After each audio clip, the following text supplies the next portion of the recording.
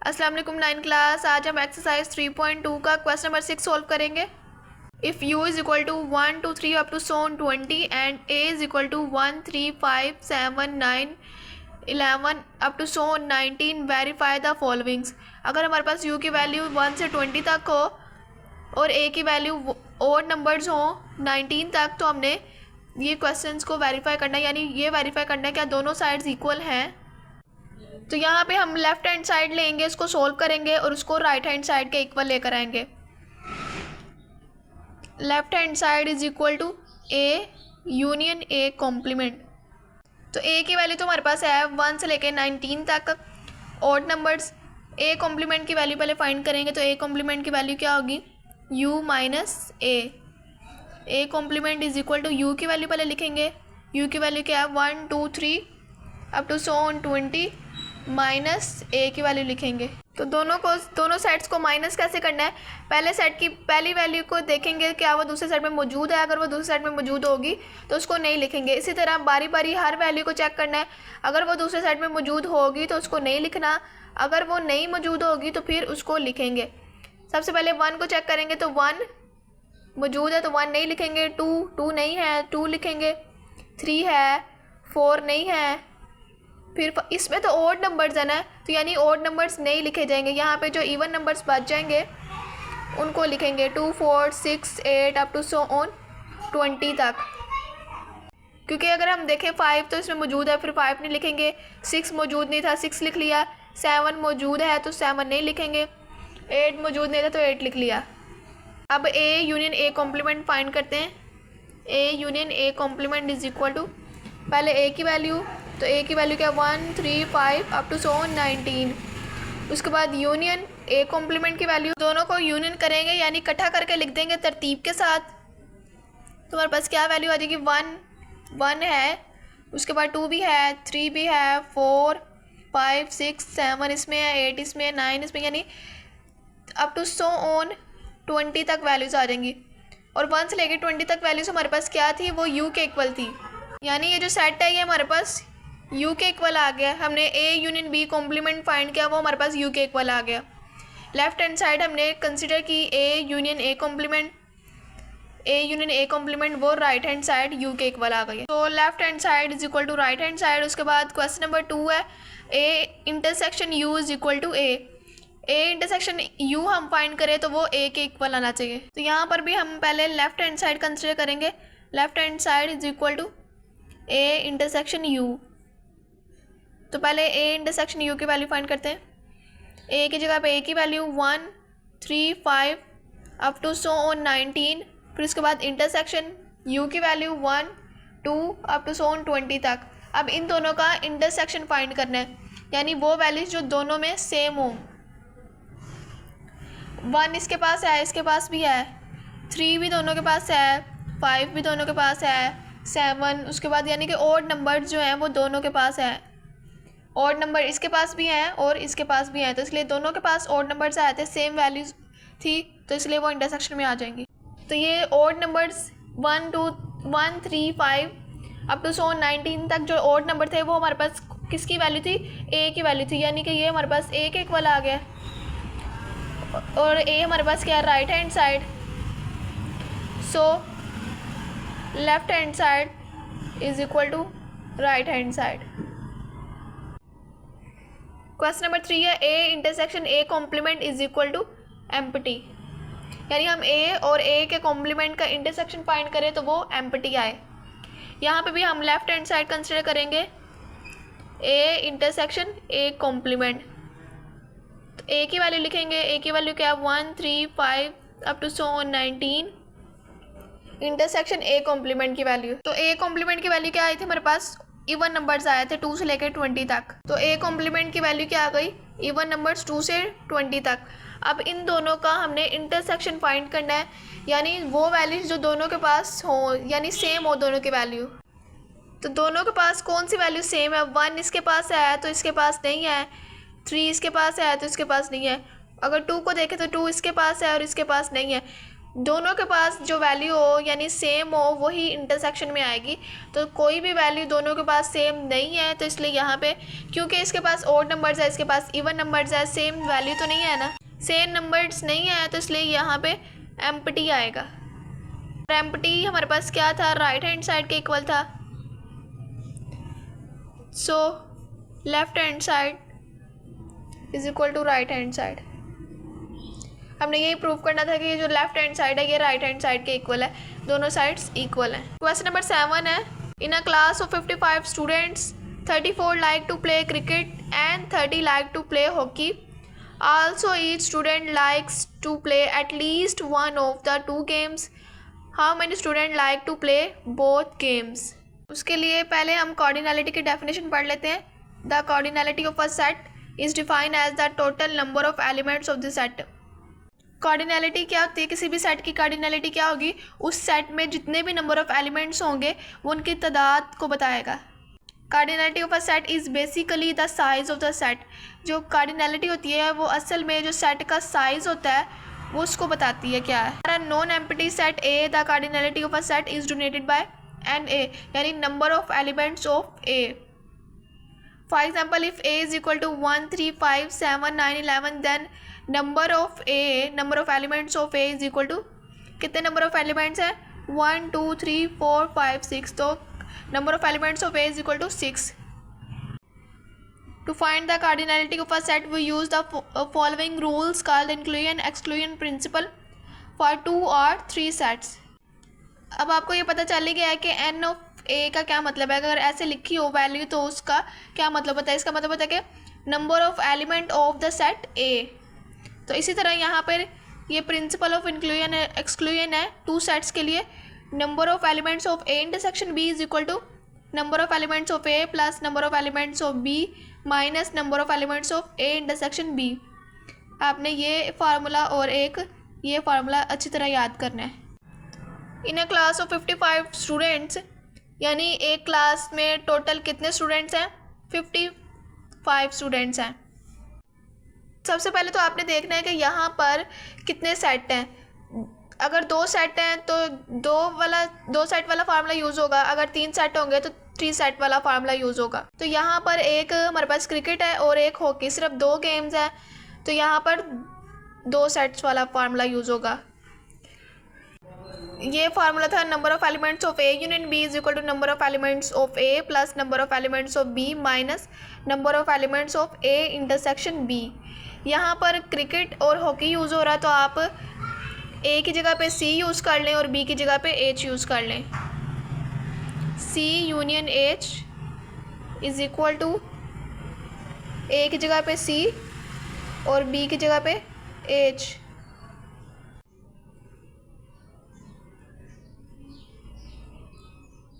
एक क्लास में total 55 students हैं जिसमें से 34 लाइक्स टू प्ले क्रिकेट। 34 जो है वो क्रिकेट खेलना पसंद करते हैं और उसमें से 30 जो है वो हॉकी खेलना पसंद करते हैं। यानी number of elements of cricket वो कितने हमारे पास 34 और number of elements of hockey वो हमारे पास 30 हैं। उसके बाद आल्सो ई students like to play at least one of the 2 game. अब हमारे पास 2 गेम्स है, क्रिकेट या हॉकी। अब 55 स्टूडेंट्स में से हर स्टूडेंट जो है वो दोनों में से किसी एक गेम को तो खेलना पसंद करेगा। How many students like to play both the games. अब ऐसे कौन से स्टूडेंट्स हैं जो दोनों गेम्स खेलना पसंद करेंगे। कुछ ऐसे स्टूडेंट्स भी तो होते हैं ना जिनको दोनों गेम्स पसंद होंगे, क्रिकेट भी पसंद होगा और हॉकी भी पसंद होगा। हमारे पास टोटल स्टूडेंट्स कौन से हैं, कितने स्टूडेंट्स हैं, 55 स्टूडेंट्स। यानी क्रिकेट और हॉकी को कुछ पसंद करते हैं, कुछ 34 क्रिकेट पसंद करते हैं, कुछ 30 जो हैं वो हॉकी पसंद करते हैं। लेकिन जो टोटल उनकी तादाद है, यानी स्टूडेंट्स समझ लें कि आधे बच्चे जो हैं वो क्रिकेट खेलना पसंद करते हैं और आधे हॉकी खेलना पसंद करते हैं। लेकिन वो एक ही क्लास के बच्चे हैं और एक क्लास के टोटल कितने स्टूडेंट्स हैं, 55 स्टूडेंट्स हैं। यानी अगर हम क्रिकेट और यूनियन कर लें हॉकी वाले स्टूडेंट्स को तो हमारे पास number of cricket union hockey आ जाएगा। तो ये हमारे पास 55 स्टूडेंट्स गिवन है, यानी क्लास में टोटल 55 स्टूडेंट्स हैं। 55 हमारे पास क्या गिवन है, number of cricket union hockey students given है। How many students like to play both the games. अब कितने स्टूडेंट्स हैं जो दोनों गेम्स खेलना पसंद करेंगे। बोथ का जब वर्ड आ जाएगा इसका मतलब क्या होगा, इंटरसेक्शन, क्योंकि इंटरसेक्शन में वो वैल्यूज़ होती हैं, इंटरसेक्शन में वो वैल्यूज़ होती हैं जो दोनों सेट्स में मौजूद हों। इसमें भी वो कह रहे हैं कि वो स्टूडेंट जो दोनों गेम्स में मौजूद हों। तो इसका मतलब हमने क्या फाइंड करना है, सी इंटरसेक्शन एच फाइंड करना है हमने। Number of elements of C intersection H. हमें टोटल उनकी स्टूडेंट्स की तादाद बता दी हुई है, वो क्या है कि number of elements of C union H वो क्या हमारे पास 55, number of elements of C is equal to 34, number of elements of H is equal to 30। हमने क्या फाइंड करना है, number of elements of C intersection H. Formula put करते हैं,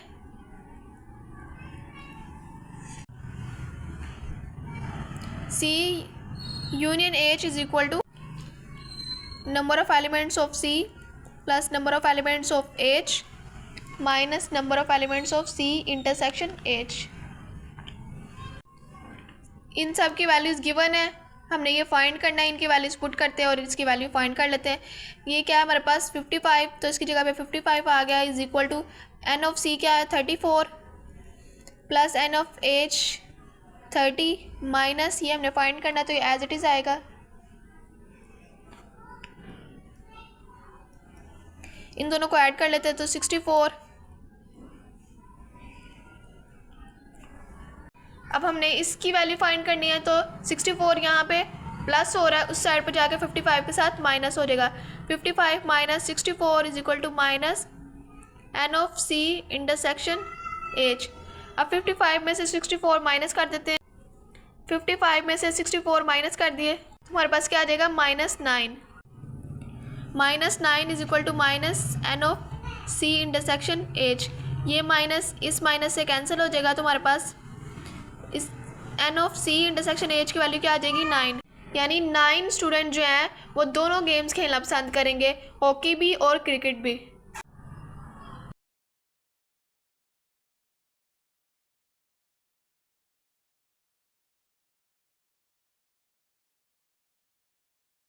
नंबर 8 है हमारे पास, in a group of 500 employees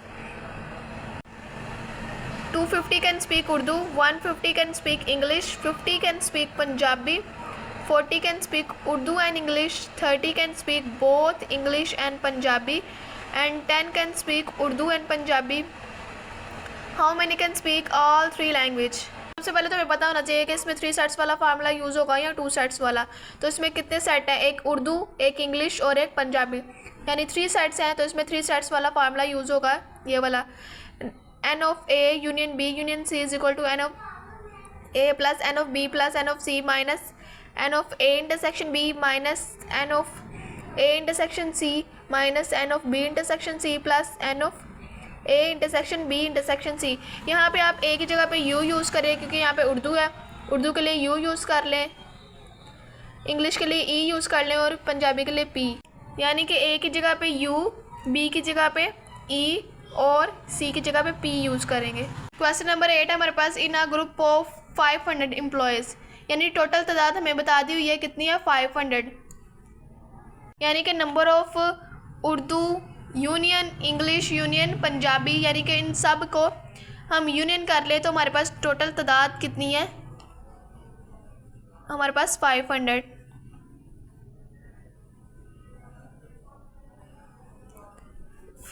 आ गई। हमारे पास जो टोटल एम्प्लॉयज़ है वो 500 ही हैं, उसमें से जो चंद लोग हैं, चंद एम्प्लॉयज़ हैं वो उर्दू बोलते हैं, चंद जो है वो इंग्लिश बोलते हैं और उनमें से चंद पंजाबी बोलते हैं, और कुछ लोग उनमें से जो हैं वो इंग्लिश और उर्दू बोल लेते हैं दोनों, कुछ इंग्लिश और पंजाबी बोल लेते हैं, कुछ पंजाबी और उर्दू बोल लेते हैं।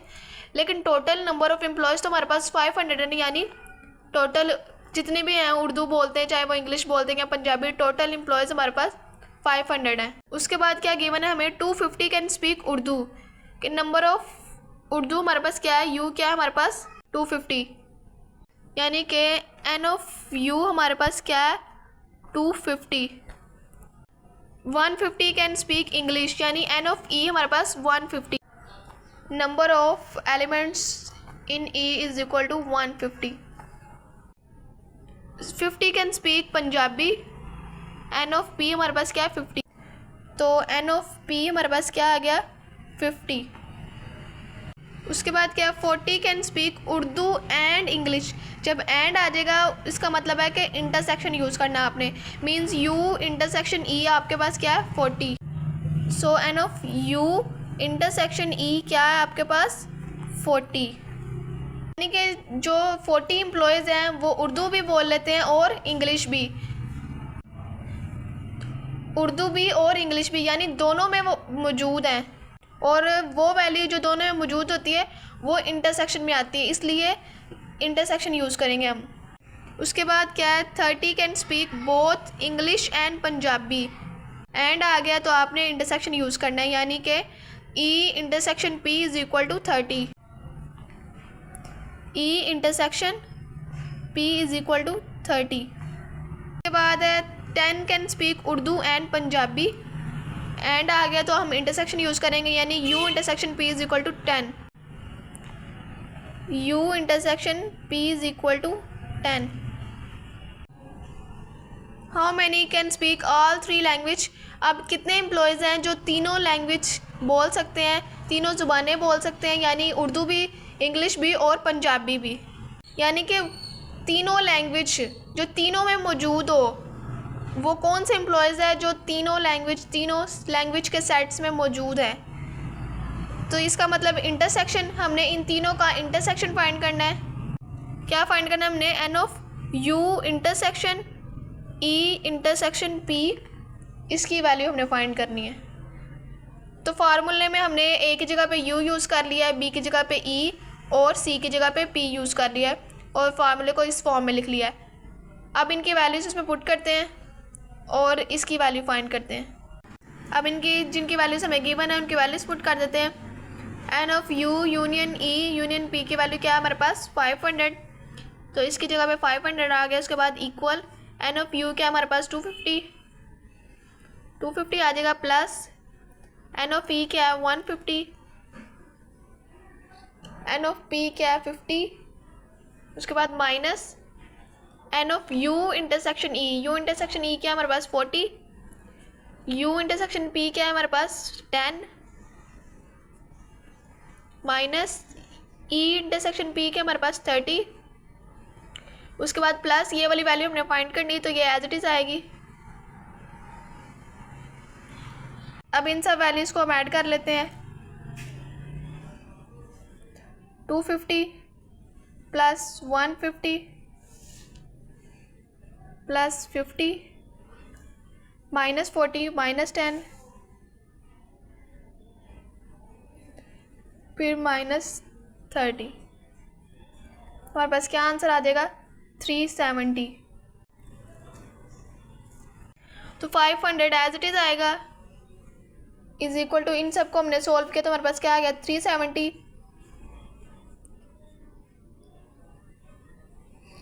अब हमने इसकी वैल्यू फाइंड करनी है, तो 370 यहाँ पे प्लस हो रहा है, उस साइड पे जाके 500 के साथ माइनस हो जाएगा. तो 500 माइनस 370 इक्वल टू, अब 500 में से 370 माइनस कर देंगे. 500 माइनस 370 हमारे पास 130 आ जाएगा. 130 is equal to number of elements of U intersection E intersection P. यानी कि टोटल एम्प्लॉय 130 हैं जो तीनों लैंग्वेज बोल सकते हैं, उर्दू, इंग्लिश और पंजाबी तीनों ज़ुबानें बोल सकते हैं. कितने हैं वो टोटल नंबर ऑफ़ एम्प्लॉयज़ 130.